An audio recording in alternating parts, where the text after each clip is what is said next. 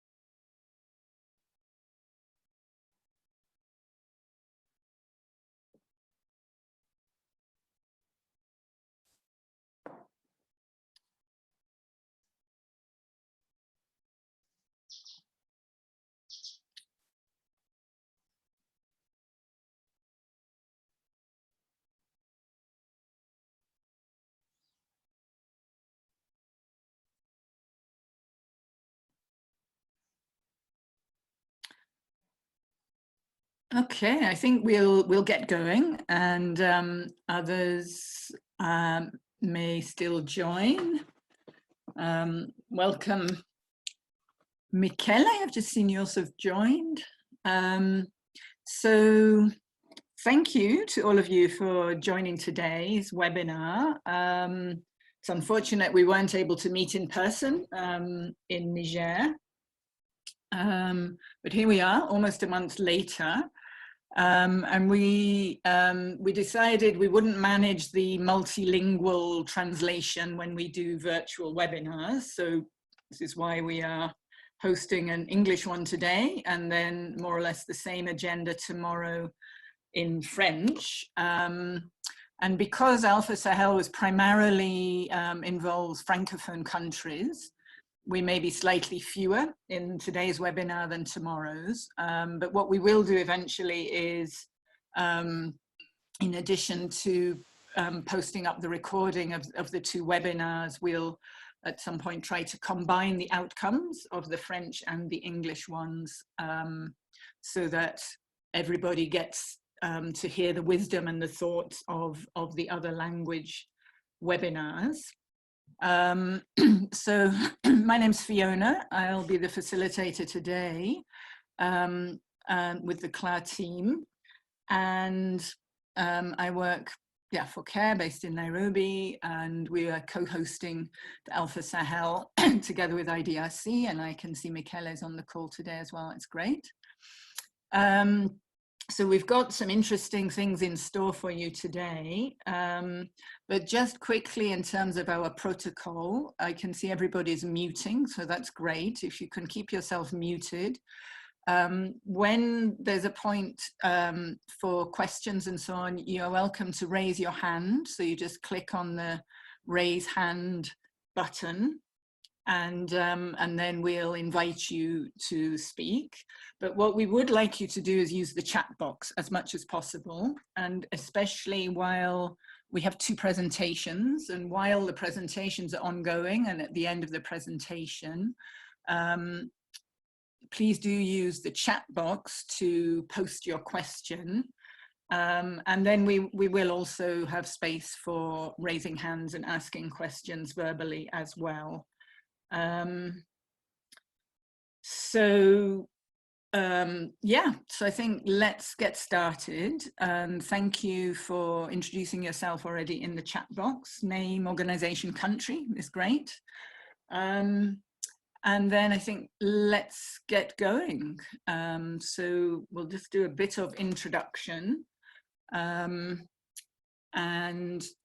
back to what is the ALFA Sahel 2020 objective, so we can remind ourselves.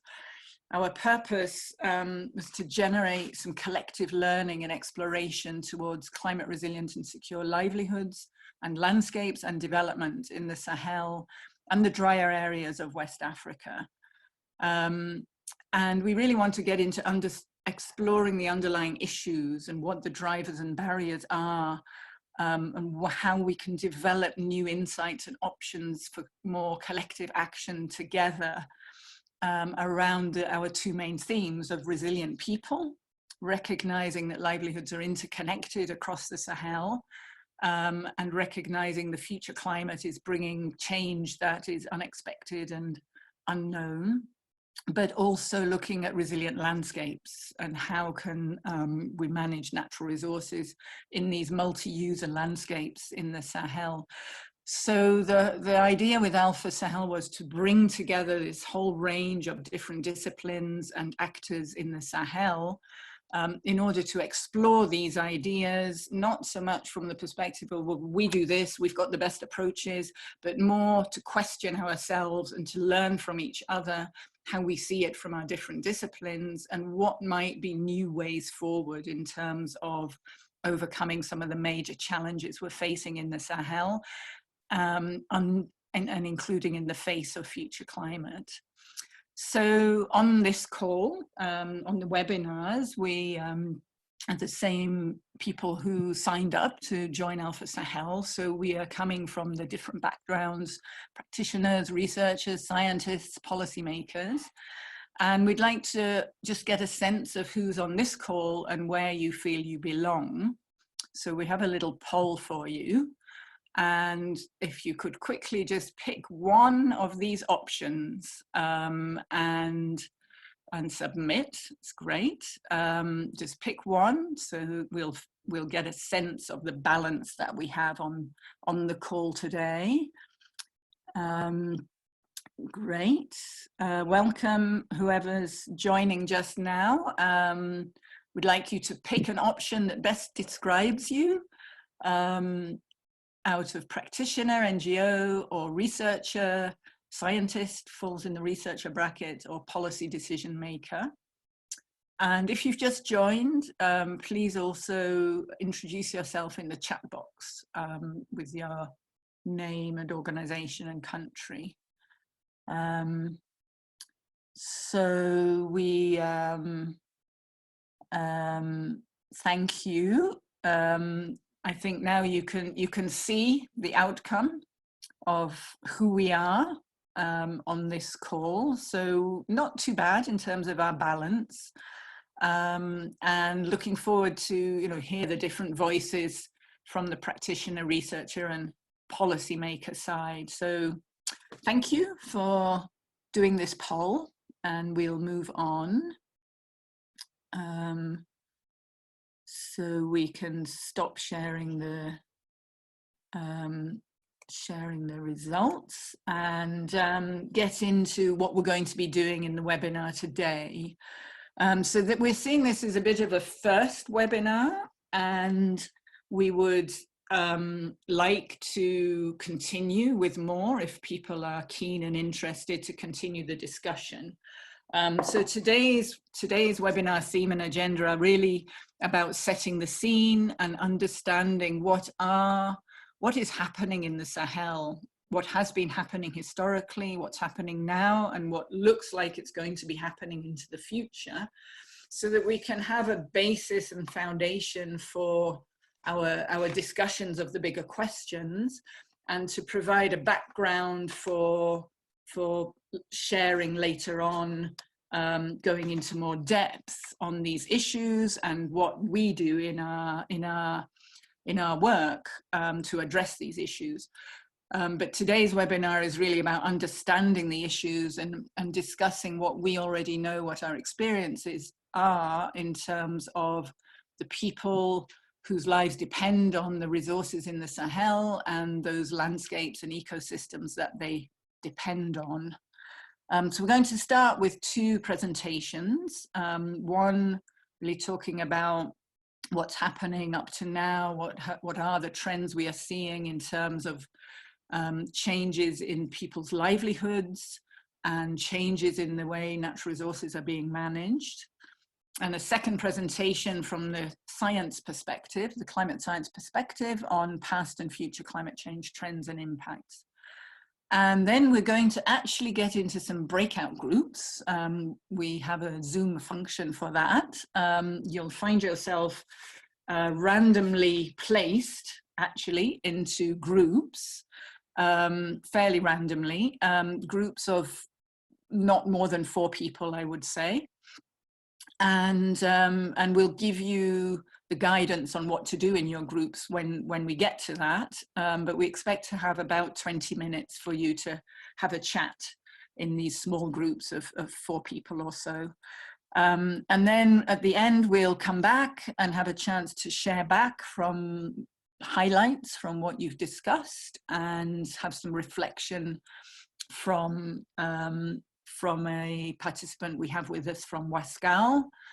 And lastly, gathering up your ideas for next webinars and what we might do going forward from here.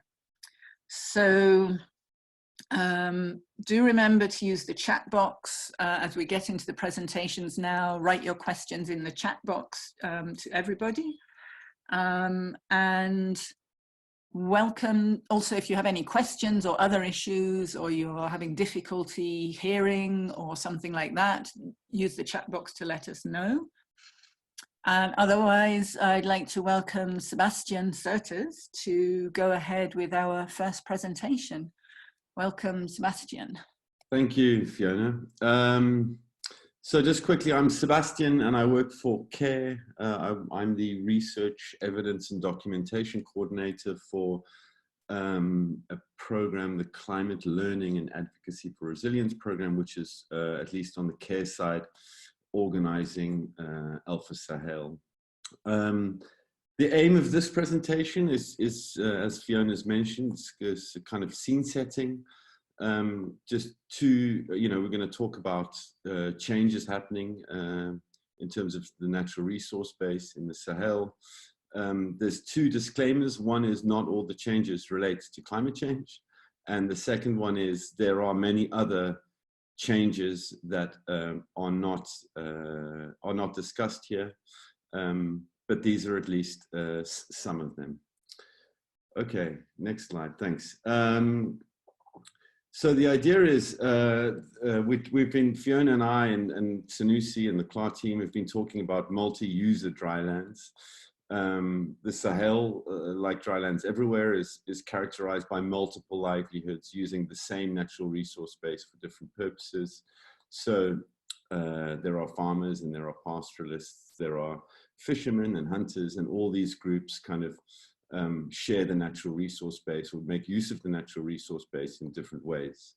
In the Sahel, what's important is that these livelihoods, these different livelihoods also coincide with existing social cleavages. So for example, pastoralism is a livelihood dominated by Fulani, by ethnic Fulani. Women are very much dominate the collecting of shea nuts. We have landless youth who hunt, and adult male farmers with land rights who are then involved in farming. And together it means that you have competing claims to natural resources, and that these are inherent to drylands, certainly also including the Sahel. And we know also that where governance structures are weak, so that includes also local authorities, chiefs, any institutions responsible for distributing natural resources or regulating access or sanctions for non-compliance or resolving disputes, that where those governance structures are weak, the risk of conflict between different livelihoods may also be high. Next slide, please. So what I'm going to do is just run through some charts, some figures. I'm not going to go into the details of them. They are on the ALFA Sahel website, which I guess can be put in the chat box. There's a paper there which goes into a little bit more detail on each of these, and this presentation is also posted on that website. So the first is the expansion of cropland from 2000 to 2013. Between 2000 to 2013, there has been a real increase in the expansion of cropland, across all of the Sahelian countries. And this involves, or much of this is about the conversion of unfarmed grazing land into farmland. Much of this is driven by rural population growth, but it should also be noted that in Burkina Faso, Mali, and Mauritania, the rate of annual change, so the rate of change at which, let's say, unfarmed grazing land has been transformed into farmland, exceeds the annual rural population growth rate. So this suggests that it's not only population growth, people are also farming larger areas, And this would be in line with kind of the introduction of new technologies, tractors, which allow people to plow larger areas, weedicides, which allow people to weed larger areas, etc. Next slide.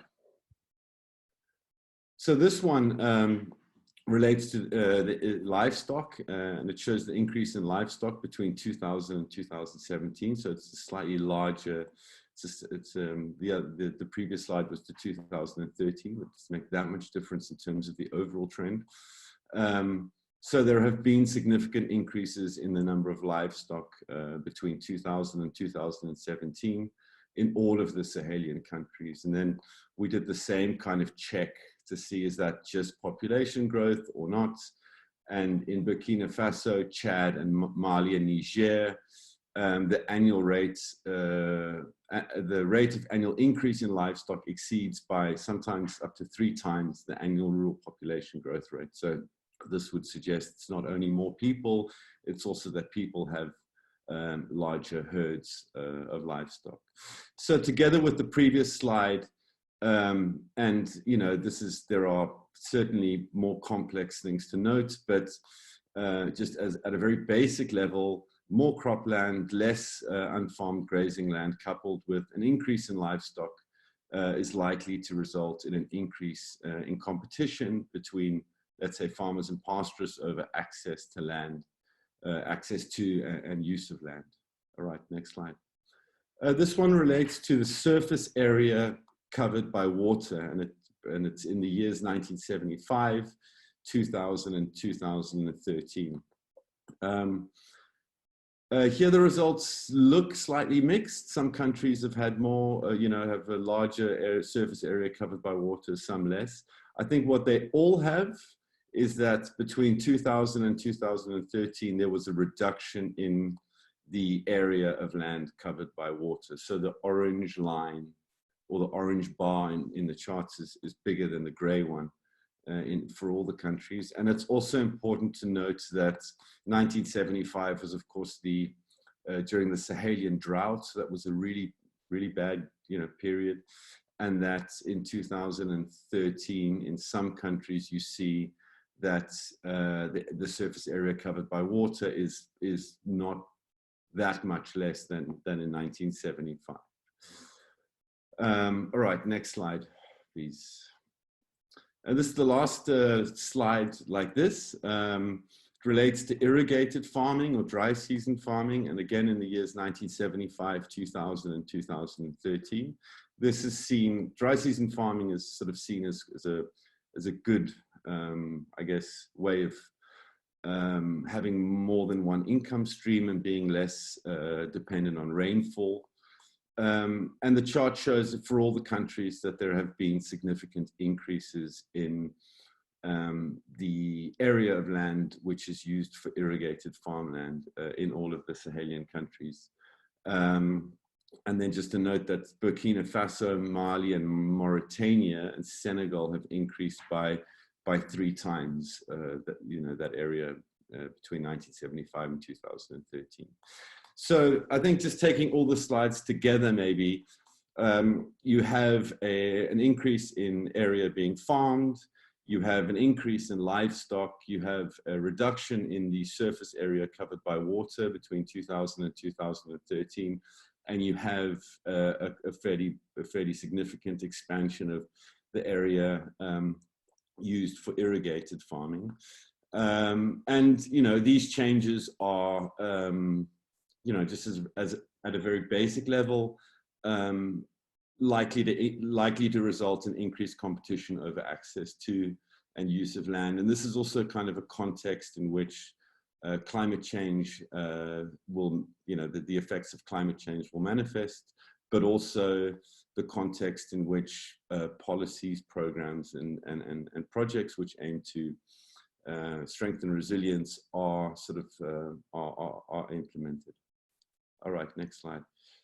So this is the incidence of conflict, and it shows the monthly average per year for the years 2015 to 2019.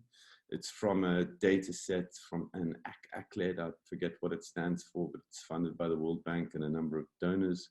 And it shows significant increases in the average monthly incidence of conflict for each of the years and for the 4 countries that we selected. Burkina Faso has shown the most significant increase. In 2019, there were 102 incidents of conflict per month. But you know, the rapid increases in Burkina Faso should also not sort of disguise that in Niger and Chad looks much smaller, but those would be significant increases where Mali and Burkina Faso were not on the graph. So in Niger, there were 6 incidents per month in 2017, and in 2019, 44 incidents of conflict per month. So those are significant increases that we see really across the Sahel. This chart is looking at conflict in relation to and comparing it with the rainfall. So the bars, the blue bars, are the average monthly incidents. So in January 2015, in January 2016, 17, 18, and 19, that's the average number of conflicts. The orange line is the average precipitation. So we know that June, July, August, September are rainy months, and in January and December there is much less rain. Just to also say, this is for Burkina Faso, and we could do the same thing for other Sahelian countries and come with kind of similar results. And then what you see, the black dotted line is the trend line for conflict. So it's the trend line for the blue bars.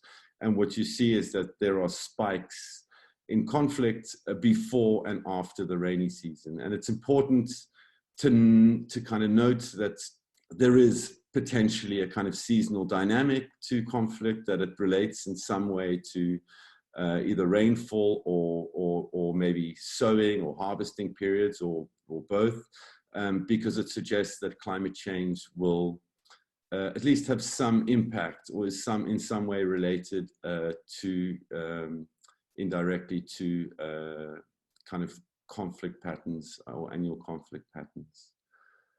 Next slide. Okay, and just zooming in, here are 2 examples of sort of more livelihood orientated things that we have taken from care programming, baselines from care projects in different countries. And just to say that there would be loads of these. We've selected 2 because we have a fairly good kind of data set, but there would be many, you know, there are many things happening that we see happening in the Sahel, changes that are happening kind of organically, and these are just 2. The first one comes from a project in Niger, a care project in Niger, where pastoralists were asked about changes in mobility patterns over a 30-year period. So the pie chart on the top left is mobility patterns 30 years ago, perceived at least. And I think the major thing to highlight between, and the one at the bottom right is today, and the major changes is the cross-border mobility, that 14% that said that was the main pastoral mobility pattern 30 years ago, and 60% say that today. And that kind of aligns with the idea that pastoralists need to travel further to be able to get the resources that they need. The adaptive capacities on the right, farmers, agro-pastoralists and pastoralists were asked first if they'd experienced a climate shock, and then secondly if they'd regained losses after a climate shock. And what's important to note, I guess, here is that at the top, the yes is the orange, so 45, and so agro-pastoralists were most likely to have experienced the climate shock. And then if you look at the bottom chart, if people had felt that they'd recovered those losses, agro-pastoralists were also the most likely to say that they'd either partially or entirely been able to recover losses. And this sort of also aligns with ideas about having multiple income streams, or at least being able to hedge risks across different livelihoods. And we do see, I think, a movement towards this kind of livelihood, agropastoralism. All right, next slide. Okay, so just to summarize, that I hope what is clear is that there is pressure on natural resources in the Sahel is coming from different and yet interconnected livelihoods. And they make use of the available natural resources in different ways, and that makes it complicated to govern.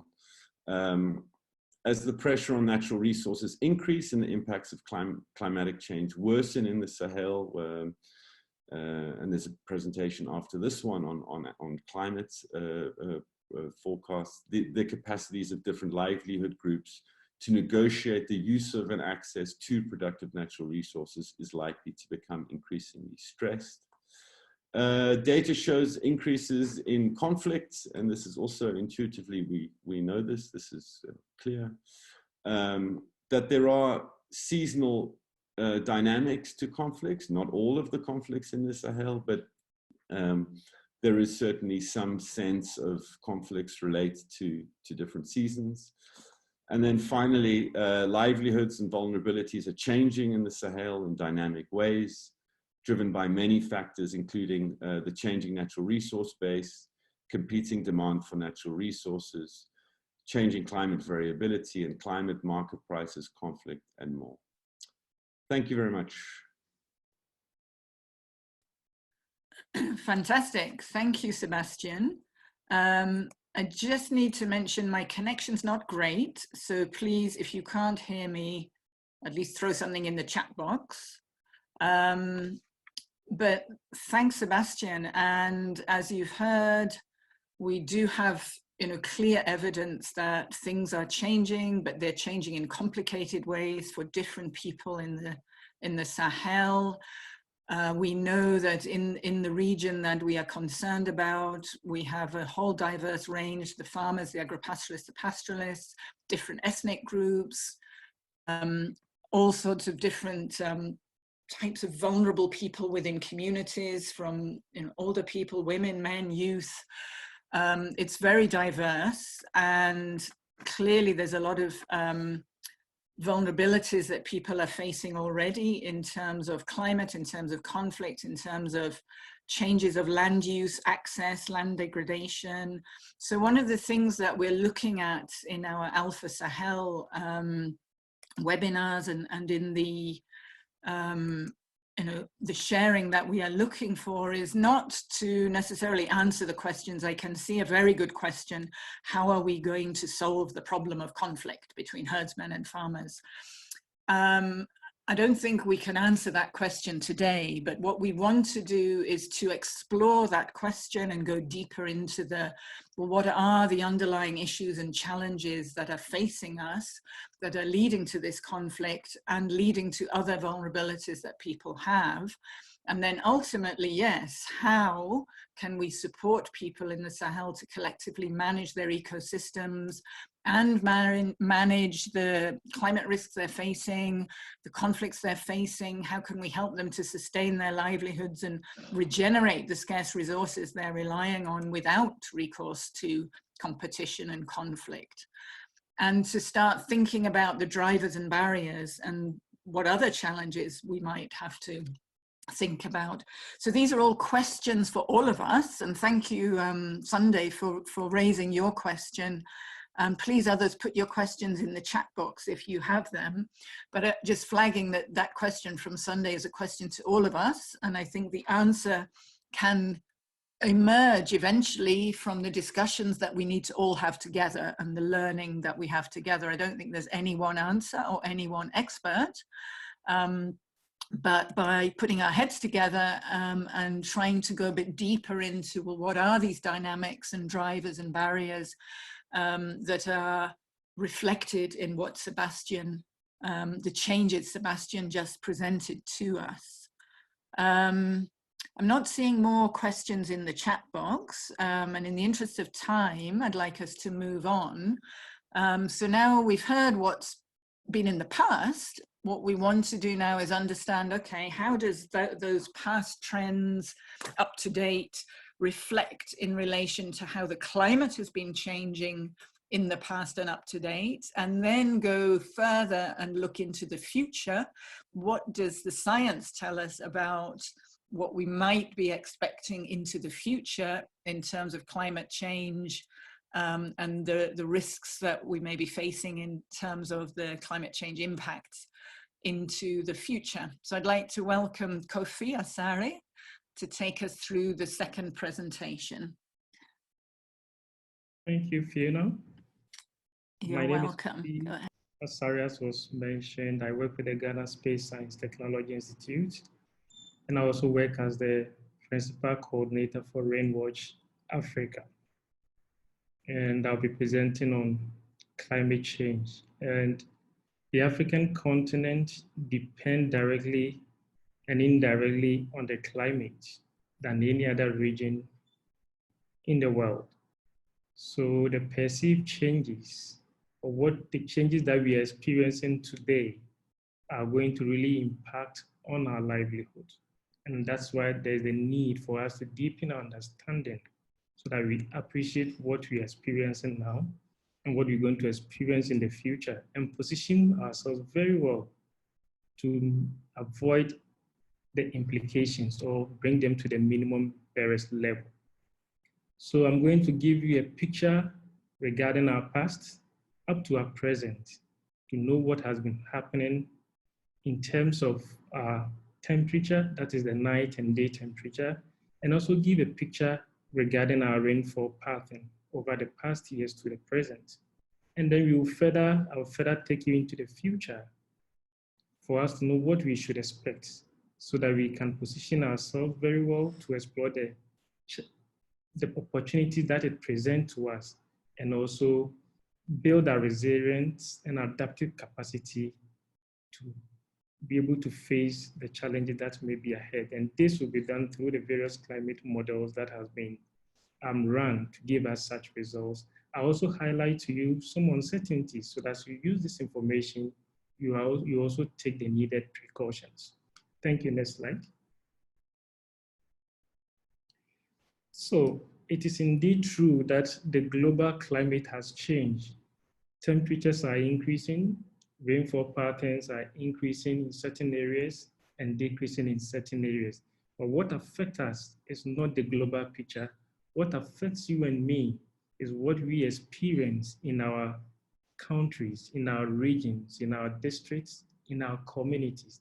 What we experience at that level is what affects our livelihoods as a farmer, as agro-pastoralist, or whatever livelihood activity you are engaged in. So the focus for this presentation will be on the Sahelian region. Next slide. Next slide, please. So when we talk about climate, the emphasis is on temperature and also on rainfall. Temperatures basically would give us the picture of how warm our day is, that is the maximum temperature, or how cold or warm our night is, that is the minimum temperature. And when you analyze from the past, from 1950 to the present, you will notice that both night and day temperature has been on the increase till date. Our nights are increasing at a higher rate compared to our day. And when you also look at the year, you will notice that from the first day of the year to the last day of the year, you will notice that temperature is increasing. So if you look at the graph on your screen, you notice that the graph that is beneath is showing an increasing trend. And from 1950 to date, there has been about 1.1 degrees Celsius change in temperature. And regarding temperature, though it is just 1.1, that is quite significant. That will have really impact on their livelihood activities. But again, this gives us the annual picture for each year. But again, you also will notice from the graph on the top, that focuses on the month April. For that particular month, the temperature increase from 1950 to present has been 1.4 degrees Celsius. So I want to highlight to you that throughout the year, temperature is increasing, but because of the seasons that we have, the dry season and the wet season we experience over the Sahelian region, you also will notice that if you go further deep, the dry season's temperature is also increasing at a higher rate compared to the rainy season. So our dry season is becoming more warmer compared to the rainy season, though the rainy season is also becoming warmer as well. So you notice that there, instead of 1.1 degrees Celsius, it's about 1.4 degrees Celsius. So temperature within the region is increasing. Next slide, please. Again, if you want to look into the future, you will notice that the situation is not changing. The future climate temperature is also increasing. Scientists are able to run various models using various algorithms to be able to tell us what we should expect in the future based on the various climate emission scenarios. It is evident that human activities are also contributing to the high temperatures we are experiencing during the night and also during the day. And therefore, those scenarios have been captured. I want to advise that your activities impact on our climate, and therefore, when you are engaging on the various activities, let it be environmentally friendly so that it doesn't increase the warming we experience now. But importantly, all the emission scenarios, all the climate models are telling us that our future from today going would also continue to be warmer and warmer. Our nights are going to be warmer, our days are going to be warmer. If nothing changes, this is what we should expect. And again, if you look at the graph on your left-hand side, you notice that those of us, the African continent is warming at a higher rate compared to that of the sea. What interests us is also the Sahelian region. And you will notice that the temperature across the Sahelian region on the African continent is also on a higher side, and that should catch our attention. So overall, we are expecting about 1.5 to 4 degrees Celsius increase in our temperature. In other words, we should expect between 1.5 to 4 degrees Celsius change in our day temperature and also in our night temperature. Temperature is going to increase going forward into the future. Next slide. Having given the picture regarding temperature, how warm and how cold our nights and day will be, we want to focus also on rainfall pattern over the Sahelian region from the 1950 to also present. You notice from the graph on the top right-hand side that from the early 1950s to the 1970s, the graphs are pointing upwards. That means that rainfall within that period, over a decade, was above average. In other words, those years were very wet. We had a lot of rainfall for that period. And you also even notice that for those periods where the graphs, the bars are pointing upwards, some of the bars are longer than others. So it tells us that even within that period, some years were more wetter compared to other years. So when you shift from that part to beyond the 70s to 90s, you notice that the graphs are not pointing upwards again.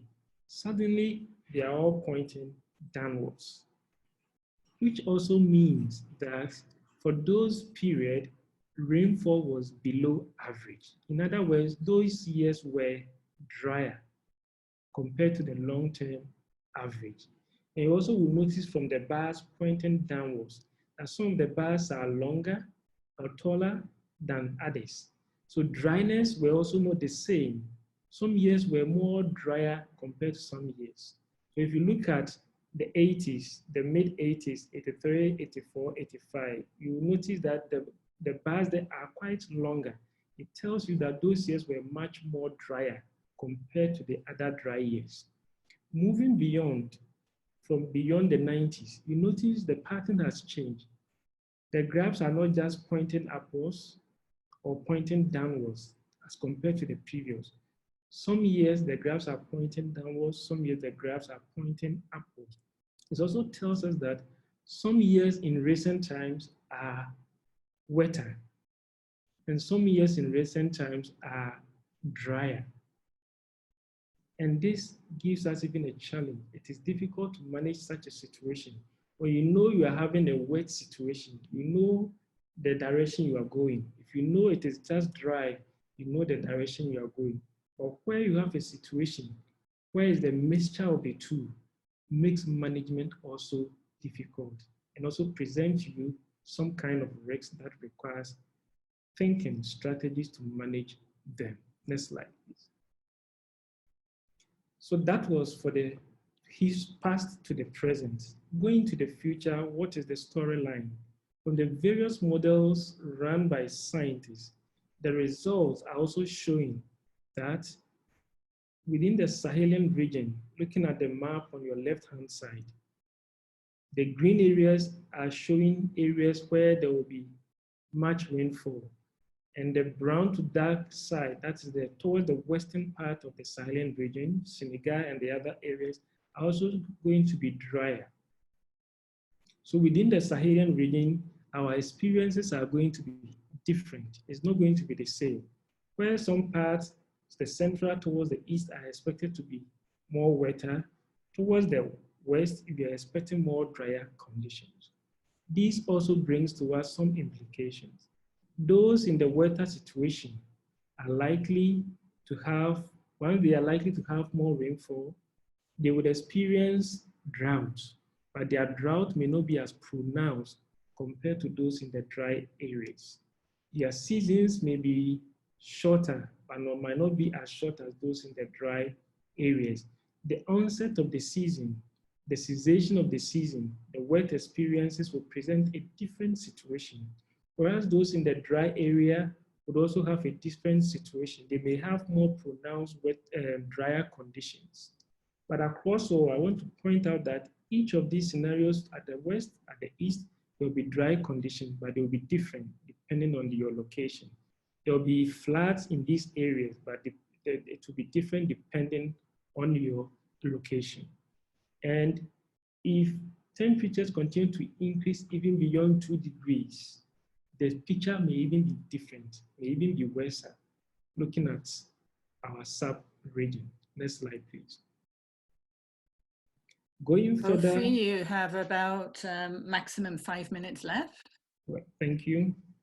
Again, there is going to be more intense rainfall events in our sub-region, which will mean that there will be, we should expect more floods within the sub-region. There will be days of heavy rainfall events. And heavy rainfall events may also trigger and give us droughts and floods. And we should also position ourselves to expect this as well. Next slide, please. So giving you a summary of our past, temperatures night and day has been warming up for about 0.6 to 1 degree Celsius from 1970 to 2010. Our nights are becoming warmer as well as our days. And then also, we are having a high or increased frequency in rainfall event, which is also leading us to having more experiences of flood conditions in our sub-region. There are also year-to-year variations in our rainfall. Some years are dry, some years are wet. In the west of the Sahelian region is becoming more drier compared to the eastern part. And then we are having shorter rainy season and having a longer dry season. Next slide, please. When you look at the future, as I've indicated, our nights and days are becoming more warmer and warmer, and we are expecting between 3 degrees to about 6 degrees increase in temperature. Those at the coast would experience lesser increase, about 3 degrees Celsius, but those in the inland, Mali, Chad, Burkina Faso, and the rest would experience about 4 degrees Celsius increase or more. Again, our nights and our days are going to be more hotter and hotter. our seasons, rainfall season is also going to be shorter, whereas our dry season is going to be longer. Again, regarding our coast, there will be sea level rise for the countries within the Sahel along the coast, expecting about 14.4 centimeters rise in the sea level and up to about 40 centimeters by the year 2001. All these projections given are embedded in them are uncertainties. Scientists do not have 100% understanding of our climate system. We are using mathematical calculation and algorithms. There's lack of data, historical data, all put together comes with uncertainty. So we are also advising that make use of this information, but be aware that there are uncertainties within, and scientists will continue to update this information for you to have the current information. And again, I will recommend that you always link up with the climate institutions in your respective countries for regular updates. Next slide. The impacts and the risks that it poses to us are also enormous, depending on where you are and the situation you're going to experience. There's evidence that within the Sahelian region, as you can see from the map on your screen, the Sahelian region are dominated by the red color. There's going to be decline in yields, and therefore you must take precaution, but not only in the agri sector, those in agro-pastoralists and other livelihood activities are also going to be hit. We need to discuss these issues and position ourselves, bearing in mind these challenges, so that we can build our adaptive capacity, be more resilient, and be able to explore the opportunities and position ourselves for the better future. Thank you. Thank you so much, Kofi. Kofi Asare is from the Ghana Space Science and Technology Institute, but I'd also like to acknowledge the group that put these slides together. Yusuf Sane, who will be presenting the same tomorrow in French from Anasim, joined up with Kofi to put the presentation together, and drew strongly from AMA 2050, which is a Future Climate for Africa program in West Africa that have been studying the longer term historical and future projections. So Emma and Chris, who are also on the call, thanks so much for your inputs. And just so that, yeah, participants know, this is not just Kofi's opinion. This is very much a product from quite a lot of science that's been going on in the last few years, supported through a few projects. Also the Rainwatch Alliance, as Kofi mentioned at the beginning, that he's also working on together with the Walker Institute and Reading University. So thank you so much. I'm seeing just one question on the climate presentation in the chat box, and maybe also I think a few people joined while the presentations were going on. If you haven't already introduced yourself in the chat box, please do, and put, tell us who you are and your organization, the country where you are. And we're using the chat box, so for everybody. Also, if you have more questions, please do use the chat box. We've got a very few minutes just now to address questions. So if you want to ask a question, you can use the raise hand. There's a raise hand option. You can raise your hand, but at this point, let's keep them as questions to the presentations, because we're going to, in the group work, we'll have a chance to really have discussion. And I'm also seeing lots of interesting debate has already begun in the group chat, so that's great. Questions can also be answered and discussed in the group chat. So thank you to those of you who are already contributing there. And maybe Kofi, while you're still on the floor, so to speak, we have one question from Angelica, which says, and maybe this question was answered later in your presentation, but she's asking, there are models on different increase and decrease in temperature and rain in Western Sahel and Eastern Sahel, and do you have explanation on this as well? Okay, thank you very much for your question. Like I indicated earlier, there are different emission scenarios looking at our activities from today. So different models are using these different emission scenarios. The inputs of the various models may also differ from one another. And therefore, we expect reasonable differences in these models and their predictions into the future. And therefore, we are aware of these differences. And that's why I highlighted the issue of about uncertainty. Each of these models are presenting the best to the ability now to us, but they also keep on working to improve their predictions. And that's what I'm saying. This is not the end. There's going to be regular updates. And I'm hoping that going to the future, the differences between the models will continue to be narrow so that we will all be pointing towards the same direction. So yes, it's true, but the bigger picture is what we should expect with the affirmation that parts will be increasing. That's the eastern part, and then the western part would also be experiencing a decrease. But in terms of the margins, they may differ, but you should keep in mind of these differences from the west to the east. Thank you. Great, thanks, Kofi. I'm not seeing any hands raised, so use the option to raise your hand if you'd like to ask a question. Looking at the chat box, I can see that what's going on in the chat box is very much related to conflict and resilience. One thing just to clarify, our ALFA Sahel discussions, we want to really look at the picture of peoples whose livelihoods depend on natural resources in the Sahel. And yes, all the different dynamics and external forces that are affecting them.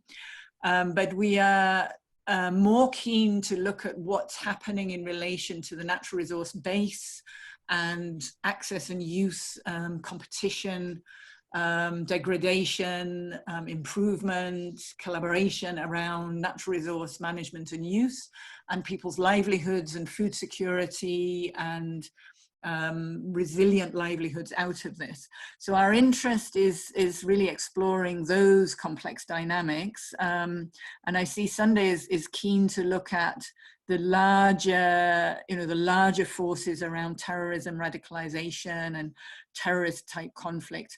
I'd like to maybe just make a request that we try to not go down that road in terms of directly addressing what do we do around politically motivated terrorism, but that we rather stick to the debate around the bigger picture of the sort of long term in terms of climate resilience and natural resource management drivers and barriers around people's ability to make a livelihood without getting into the whole discussion of radicalization, politicization, if that's okay, because I think we have a lot to do and a lot to learn around the work that we're engaged in that relates more directly to how do we adapt to climate change, how could the climate science that we've listened to become useful and usable for the people who are working in the Sahel, and what is that bigger picture future around the food security and livelihood and ecosystem resilience. But thanks for all these questions. Anyway, I think a lot of that debate and question, let's bring that into the group discussions. Let me just read from Chris, who has an answer, I think, to some of the climate questions. So I'll just read that one out. On uncertainty in climate, there are some aspects where uncertainty is high and some where it's low. So we are very confident that temperatures will continue to rise and we expect to trend towards more intense storms into the future across the Sahel. But there's much more uncertainty about the overall annual rainfall trends. And the maps that Kofi presented showing the most likely scenario, but it might still get wetter in the west or central Sahel and not see an increase. So overall, we do know that the future of climate in the Sahel it's very uncertain, but likely that extremes will get bigger and temperatures will rise, which will also have an impact on those extremes and on the value of the rainfall that does fall, presumably. We're not presenting any slides in the presentations on, so what does that mean for the people who are living and working and in the Sahel and depending on the natural resources there. But we do know that whatever the trends have been up to now, climate change impacts are going to increasingly have a more severe impact on those livelihoods. And we're also very sure that all of you who are participating on the call have a lot of experience and knowledge of what that actually looks like. So I'm seeing just another question around how do we make climate information readily available for use by farmers? How can we help small producers in this climate-related uncertainty? How much do we know about changes in the historical and future climate and impact on different marginalized groups? So if it's okay with everybody, anyone who has answers to those questions, please do put them in the chat box. But otherwise, I think we're going to move on now into the group discussions, and you'll have an opportunity to really explore into, so what does this mean? We are not, we're hoping in future webinars to get into questions like using our approaches and solutions, for example, the last question on making climate information available. In this webinar, we still want to deepen our understanding of what's happening, why is it happening, how is it impacting on people, what are the underlying issues. So I'd like you to really look into the questions you can see on the slide. And Aurelie will post this 10 minutes to share highlights on key points that came out from your discussion and see where that takes us. And then I'm going to invite Oblenea to give some reflections from Wascal perspective at the end of the sharing. What I would like everybody to do also, if you are happy to, is in addition to sharing highlights verbally, from your group discussion, if you could post your key points into the chat box as well, that'll make it easier for us to have the recording. So that would be great. Otherwise, let me, maybe the best way to do this is if you are a spokesperson for one of the groups and you are ready to share from your group, could you raise your hand? Or rather, all of you who are going to share in the plenary, could you do the raise hand option? And then I can see who you are. I'm not seeing any. Aha, Angelica.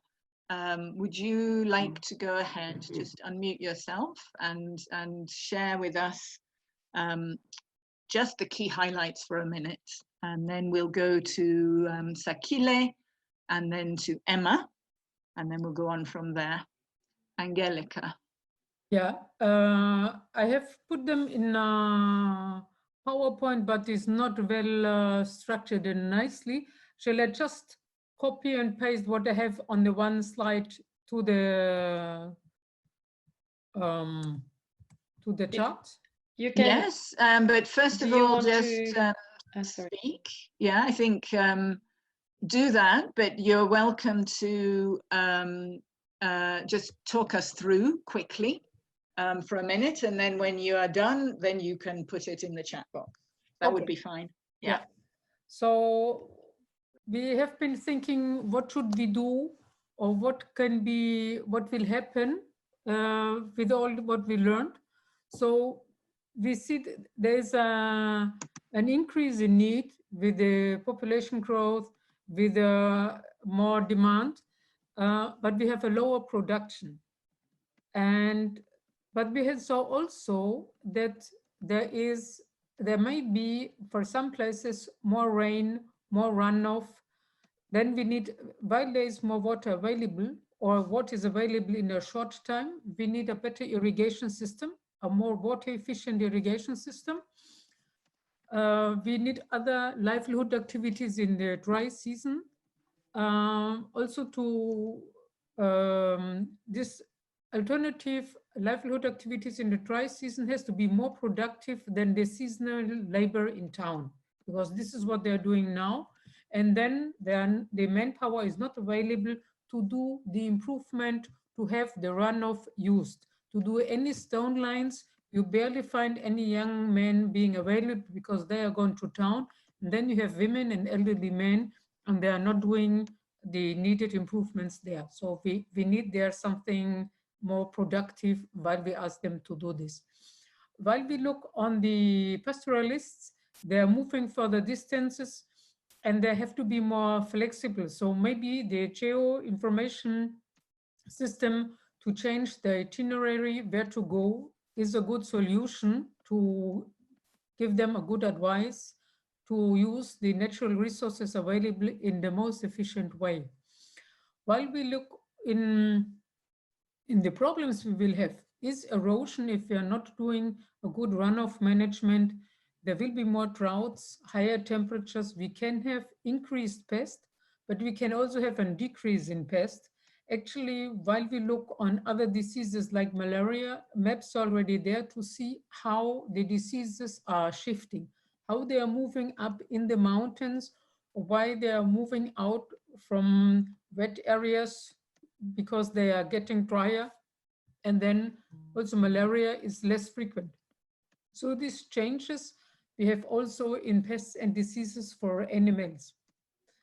And one point was also to look that we need more drought-resistant crops, that we should also be introduce more alternative activities. And in essence, we have to be very flexible in innovation and not think that we arrived. Now I have improved seeds, that's it. No, I have improved seeds, they are fine for this season. Maybe next season or in 2 years, I have again to change my seeds because it's getting again drier. So we will be in a constant move for technical innovation, in a constant change for more water efficiency, better technologies. We have then really to work hard to be on top of the challenges we are facing. Thank you, Angelica. Thank you very much. That was at least 2 minutes. So if we can ask the next ones if you can try in less time than Angelica. Let's move straight to Sakile. Sakile, you're welcome. Okay, thank you very much. So we said that the impact of climate change would obviously include the reduction in the natural resources that are available to the communities, a decrease in the yield of crops, the fodder, water availability, and also we can be losing animals due to death. Increase also in conflicts within the community, which is a result of the other two. And then in terms of the underlying issues or challenges for the long-term climate resilience, there was mention of a lack of understanding on climate change issues among populations and the signs that show the climate change, and also a communication problem between scientists and communities, different languages. The language used by scientists is not understandable to local communities. And then also there's a challenge where we need to merge the indigenous knowledge systems or community knowledge systems and the scientific knowledge systems to create a kind of a hybrid system that can be used to better improve adaptation. So also there are different timescales. Scientists are talking about projections that are 30 years or so. Policymakers think 5 years. So just that different timescale is what affects or is an issue, a challenge for the long-term climate change adaptability. And the other thing is poverty as well. Poverty prevents the local population from taking advantage of the available climate information. For example, they've limited access to technologies, both for adaptation and for knowledge and for having the information. Thank you very much. Great, thanks, Akile. Yeah, little pictures beginning to emerge. Emma, please go next. Thank Stephen? you. Okay, Stephen, that's fine. And then Emma after Stephen. Yeah, Stephen, go ahead. So we agree that there is increased drought because there is a lot of intermittent rainfall caused by climate change. So a lot of growers' crops are failing. We also agree that there is a lot of soil loss due to erosion, desertification, increase in farmland areas. We agree water resources are depleting because of climate change. Then one of the things, underlying things we realize that we need to do in terms of addressing all these challenges, which is caused by climate change, which various speakers have highlighted, is to build capacity and create awareness within the communities so that they can better adapt to the climate variabilities that is happening. In terms of capacity, for example, just the last speaker said, if a farmer has an improved variety, he thinks he can continue to use that improved variety over many cropping seasons. But if you build the capacity and create awareness that there is the need for you to change the variety over a certain number of cropping seasons, then the farmer is better adapted to the climate variabilities that we are observing. We also saw that one of the challenges with even the current urbanization is due to climate change, where many youth who are supposed to go into agriculture in countryside are moving to the cities because they are not sure of how their crops will perform, even if they should undertake that venture. So these are underlying issues that is caused by climate change. And then we feel that when we are able to build a lot of capacity around these issues and able to create a lot of awareness, we'll be able to create a lot of adaptation to climate change. Thank you very much. Thank you very much, Stephen. Let's move straight on to Emma. And then after Emma, I think that's the last group. Orally, you'll let me know if there's another group. But after Emma, if that's the last group, I'll also open the floor to anyone who was participating in any of the discussions where you feel that you have more to add from the discussion that your spokesperson didn't address, which is different from what's been said by others so far. So any other additional points, we'll open the floor for that. But Emma, please do go ahead. Thank you very much. Very interesting discussion in our group. And we were really looking again at this question about what do we really know about how climate change impacts on different groups, different marginalized groups. We started by thinking about the fact that climate change will affect the nutritional value even of existing crops. But then we quickly turned to thinking about both the fact that there are what are called climate resilient projects that are not appropriately informed by understanding of the use of land and livelihoods, and the fact that there are policies, major national policies, that are not appropriately informed by current understanding of the science. So there were specific examples of that. And so then we talked about, okay, so we do need to have an evidence base, and how much do we really know about how the climate affects different groups in different regions and contexts. And I think there's obviously, it's only a small group, but we were talking about the fact that people are often working on anecdotal evidence or kind of small project information from a small project area. And the fact that we really need to not just do new research, but first of all, even collect what research there exists already, so that can better inform efforts to address climate-related issues.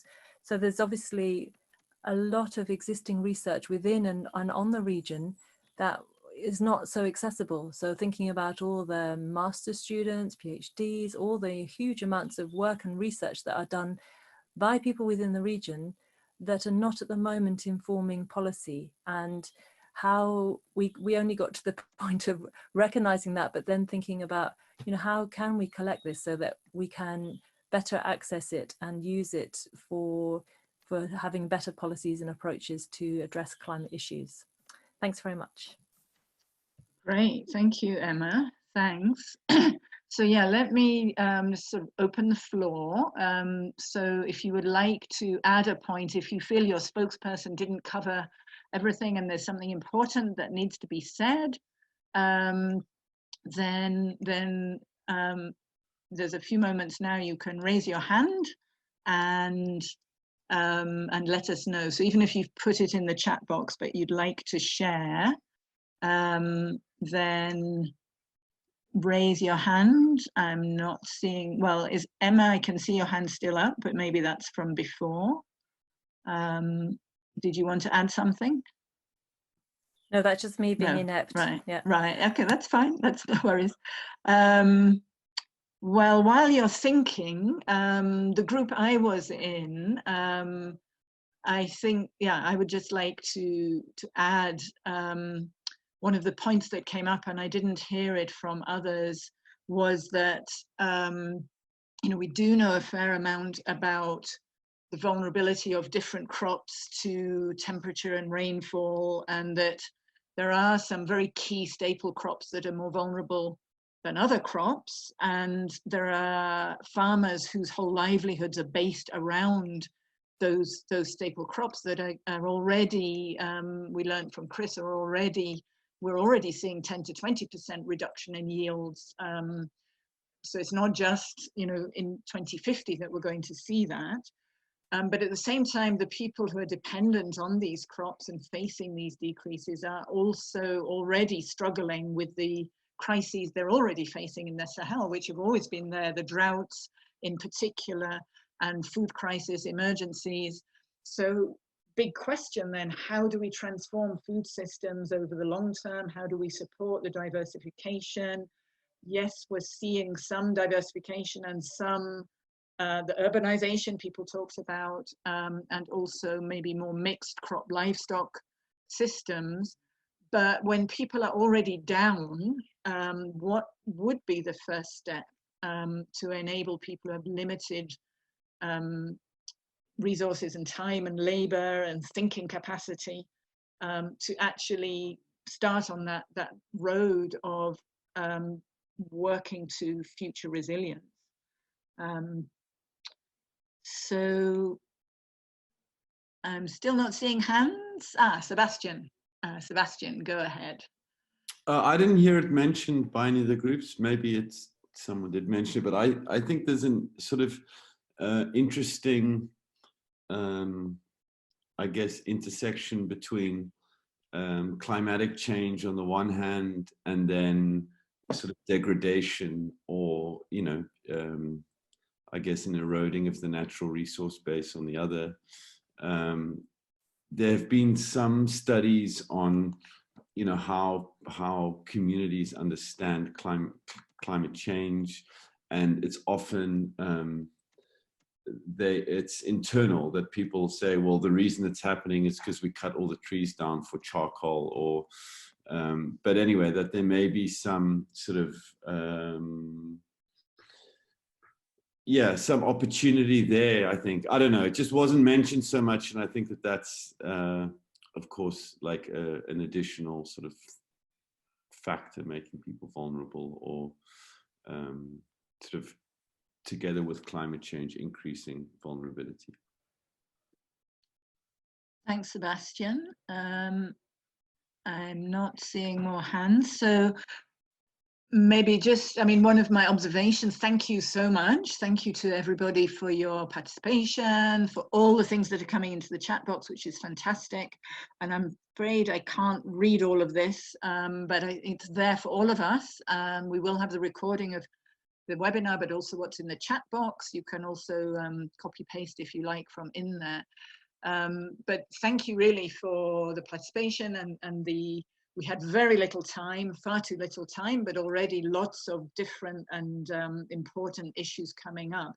What interested me, two things that interested me. One, that the discussion now looking at these issues in the face of a future climate change, there was very little mentioned in the feedback from the groups about conflict.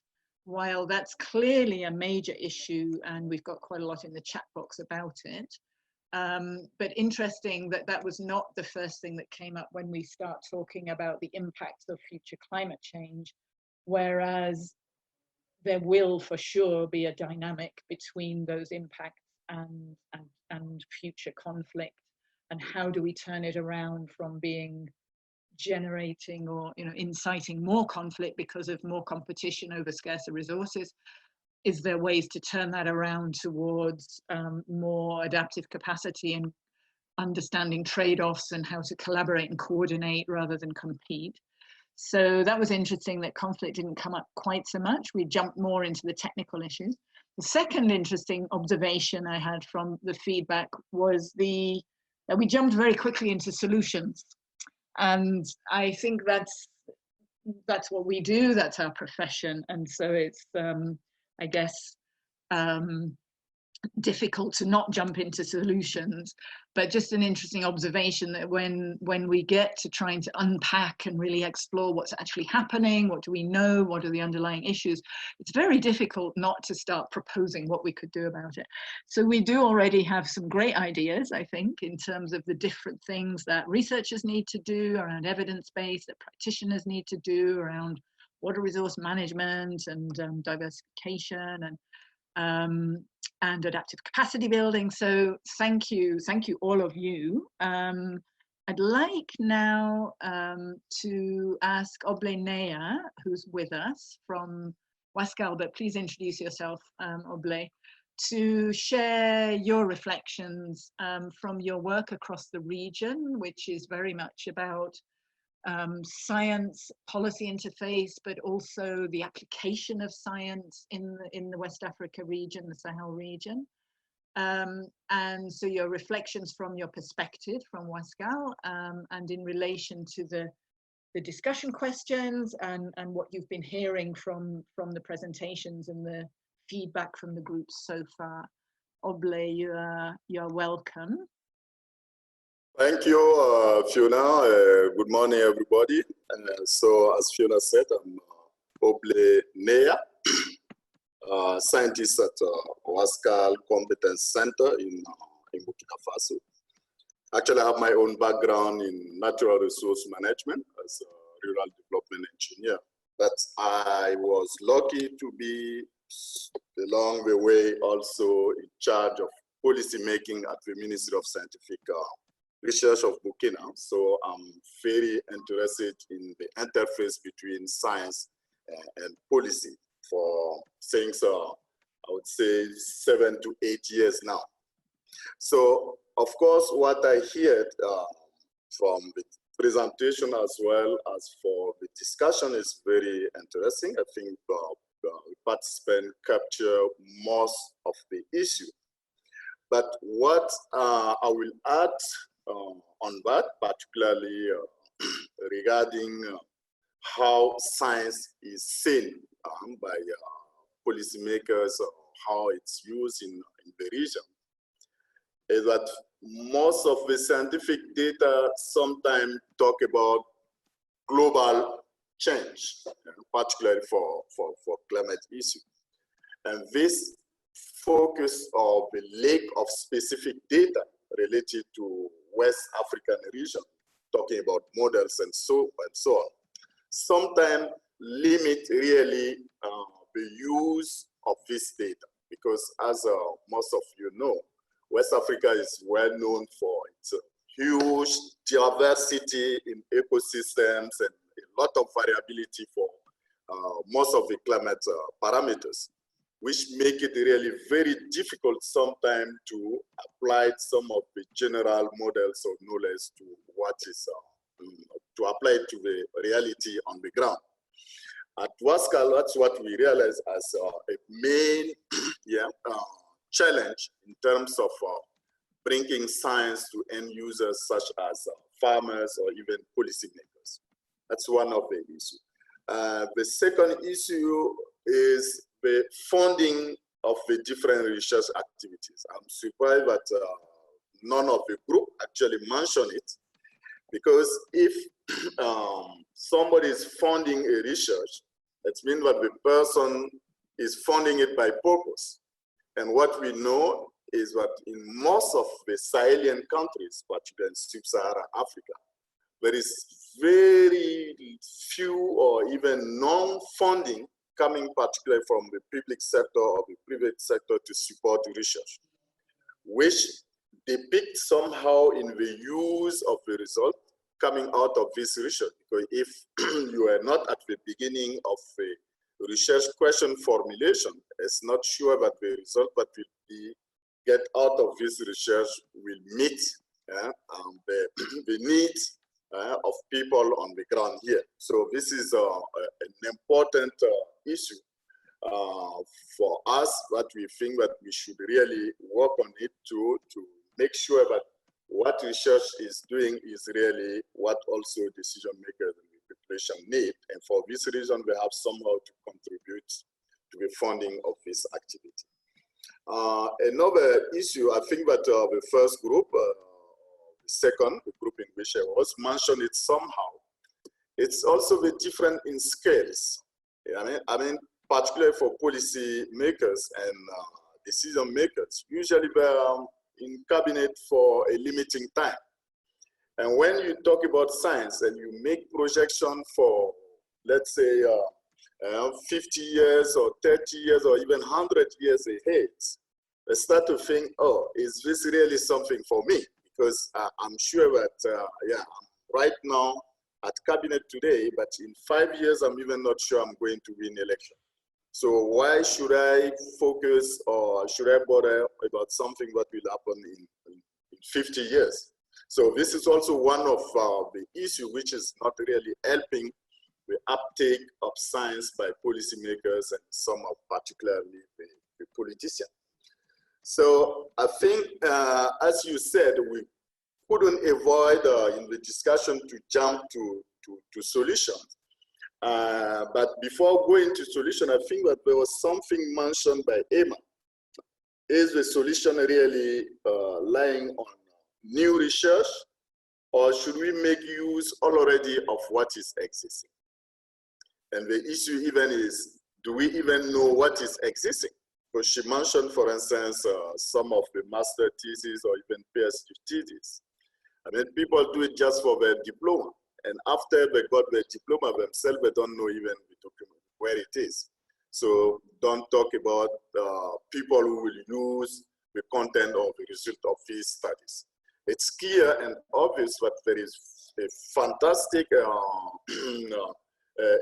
rich documentation and knowledge, particularly in the Sahel region, through the different studies that are really applicable to the different ecosystems and particular zones. But the issue is that so far there is a weak capitalization of all this existing data and scientific knowledge, which is really limiting the use actually in practice by the population to enhance their resilience to climate change.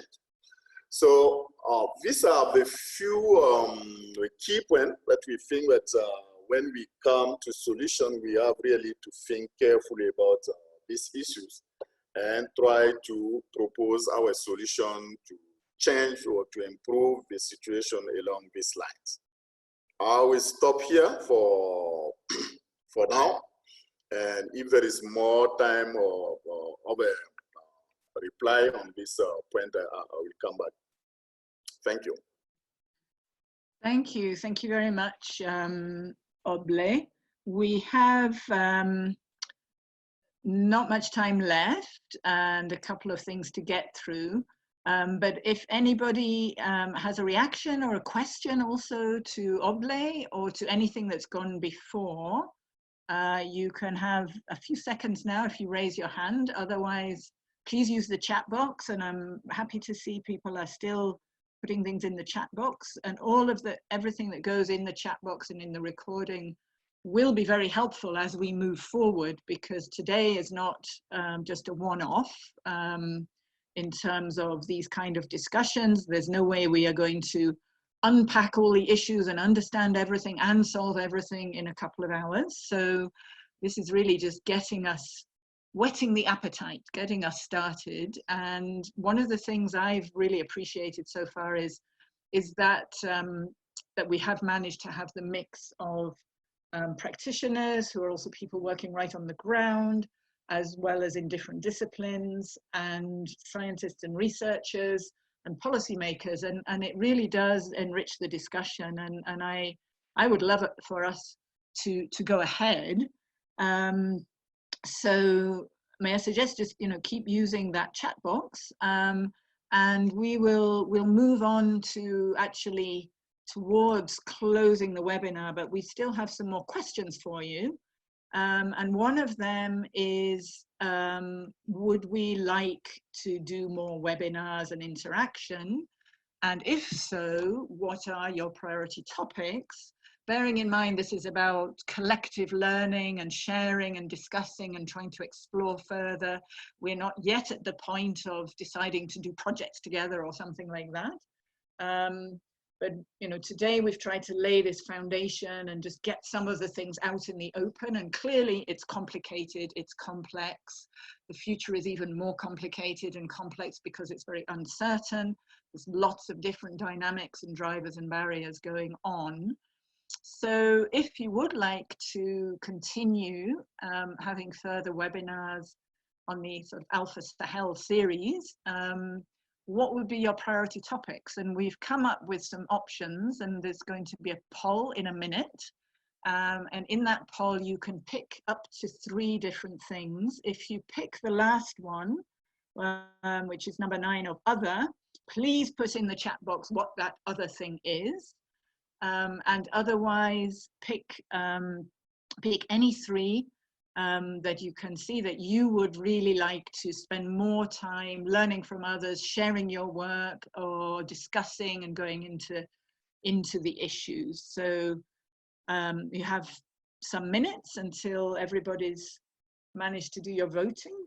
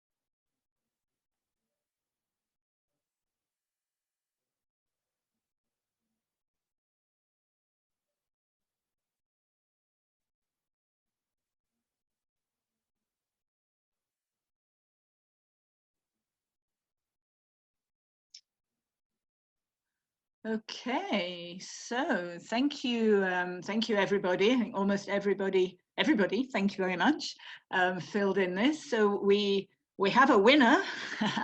What works and what does not for practice and research in climate resilience.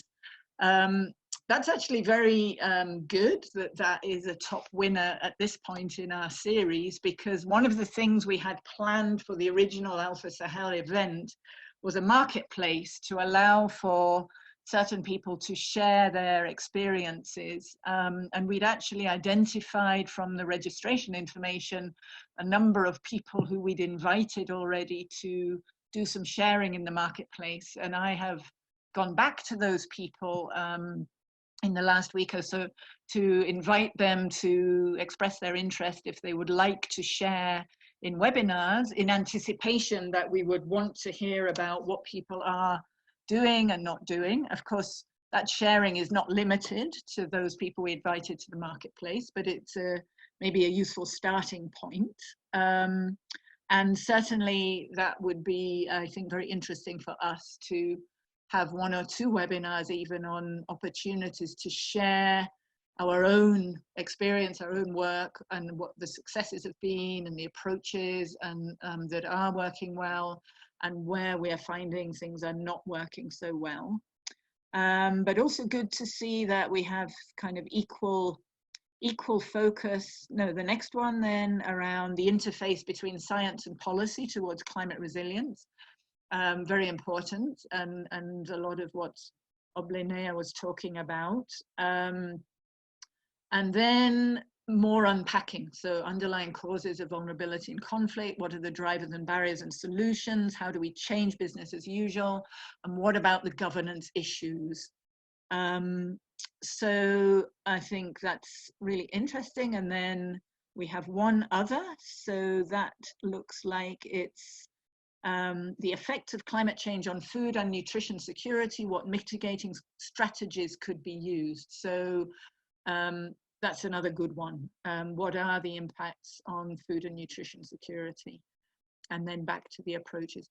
We recognize there's all sorts of topics here that we could look at in relation to the kind of approaches we have. There's adaptation planning, climate services, multi-stakeholder sort of interaction platforms. There are many, many ways in which we can approach this.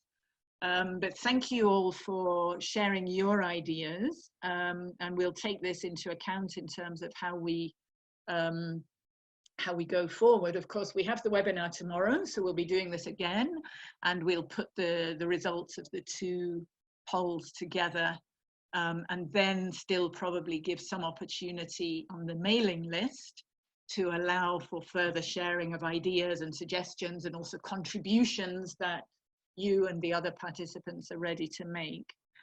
So I think we can go to the next slide, Aurelie, and take down the, I guess we've got the recording from these priority topics, hopefully, I hope. So in terms of, just one second, in terms of the next steps, oops, sorry, let me get rid of that. So yeah, we are out of time. And Michele says, should we do the same poll in all future seminars? Yes, I think so. That would be a good idea. What we'll do immediately is we'll have our French webinar tomorrow.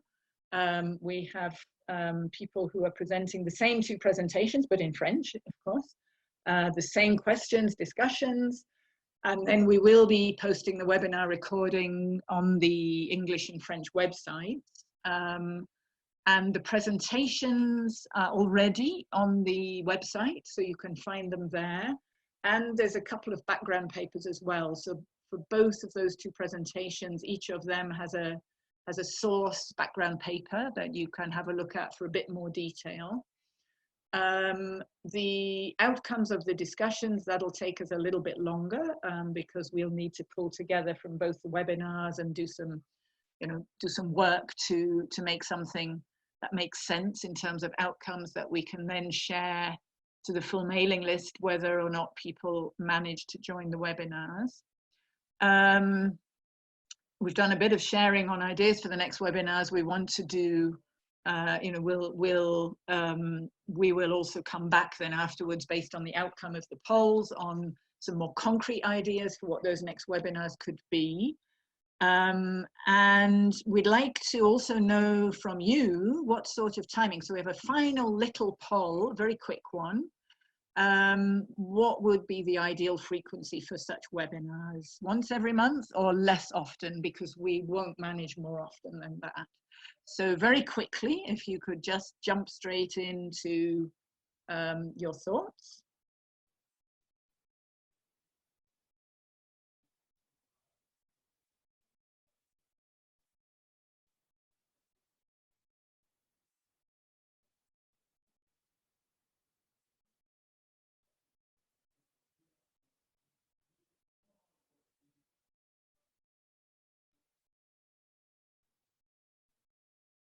Okay, one more person, otherwise we'll close it there. Okay, so once every month looks like we are keen on once every month, and we'll try for that. But we would also love to hear from you in terms of other ideas, webinars is one thing. I'm personally happy with the way it worked today.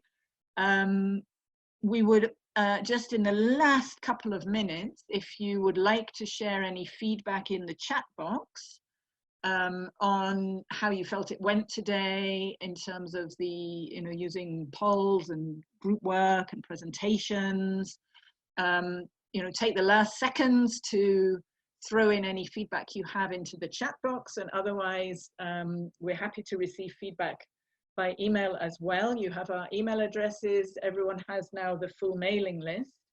And we'd also encourage, to share ideas and publication links, things that relate to these discussions that we're just starting now, so we can continue to discuss, together virtually while we need to. And then from our side, we'll continue discussing options for a face-to-face meeting. We have no idea at this point, but more than likely we are probably talking early 2021 rather than late 2020. But that one we'll continue to discuss, and again, your suggestions on that or information on any other events that relate to this that you could share with us would be great.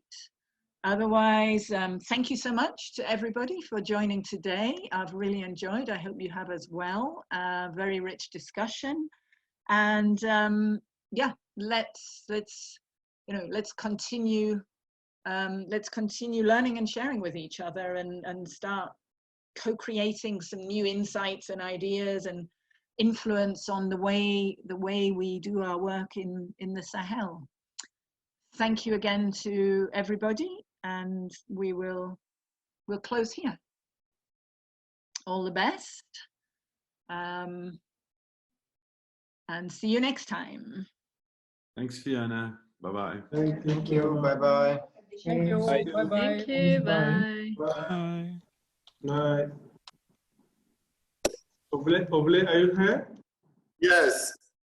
Can you join tomorrow's webinar in French?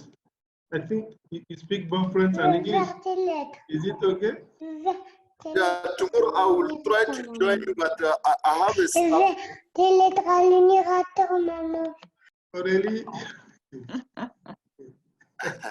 Okay, Oble will join when you can, and if you can, that's great, and if you can't, it's fine too. Yeah, because we had an interesting group discussion, and then I think if tomorrow you can join, it will be an add value for us. That will be great. Yes, thanks for appreciating. I will try, because I think it's possible that I join at 11, because our meeting will start at 10. Ah, okay. We'll be organized from our headquarters in Accra, and we will be following by WebEx in Ouaga. So I can excuse myself. I think even if the meeting is not done at 11, I'll talk to my manager. I think it will be possible to join you at 11. Okay, looking forward to hear from you. Thank you, Sanusi. Looking forward to it. Okay, good. Yeah, good. Okay. Okay, bye-bye. Okay, bye-bye. Bye. Bye. Bye. Okay, Fiona, Aurelie, is Sebastian is gone?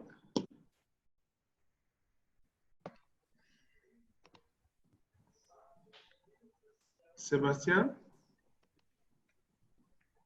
Hi, sorry, this is Kofi. Ah, okay, Kofi. What would the briefing be? What time? Okay. I think Aurelie saying like at 1 hour, on the hour, an hour from now, so whatever time you are. Is that right, Aurelie? Yeah, if that's possible for all of you, but so like for me, so for Aurelie, that's 3 o'clock. So for Sanusi, that's 2 o'clock. For Kofi, that's 1 o'clock. The most important is, I think for me and Aurelie, in terms of because we are swapping facilitation and all the technologies and all that. And then otherwise, it would be useful maybe for Yusuf and Awais But I think, and Sanusi. So, I mean, mainly we need Sanusi, Aurelie, and me to figure out how to go ahead tomorrow. But Kofi, if you have any immediate feedback right now, you want to share rather than joining the debrief, it's up to you. You're welcome to join later, or because you won't be joining us tomorrow. And mainly it's this particular debrief is just to make sure we're set for tomorrow. Right. Thank you. I think I would excuse you then. Yeah. I had another meeting, so I was hoping to maybe get yeah, that's fine. But otherwise, Kofi, fantastic. It went really well. It was really good. I guess the thing that didn't quite come out, but it came out in the chat box anyway, was like this information's useful for our work, and we'll have time to go in more into that in future as well. But no, it was great. I mean, both you and Sebastian, Dr. Time, to the point, very clear. It was great. Thank you. Thank you, really. Thank you too. I guess you could just check in with Yusuf in case he has any issues or questions he wants to discuss. Otherwise, I think he's good to go for tomorrow. Right. Okay. Yeah. Thank you. I'll follow up with him. I wish you well tomorrow too. Great. And thanks a lot. And we'll be in touch. Great. Yeah. Okay. Okay. Bye then. Bye. Okay. Now let's see in 15 minutes. That is it. Yeah. 50 minutes. Yeah. Yeah. 50 minutes from okay. Yeah. That's very good discussion. I think I really appreciate the group discussions. Yep. Yeah. Me too. Very good. And I went back to all the groups and everybody was discussing. Oh, fantastic. I visited all of them. Yeah. Right. Okay. Great. Okay. Talk to you soon. See you. Okay. Yeah. Okay. Bye. Bye.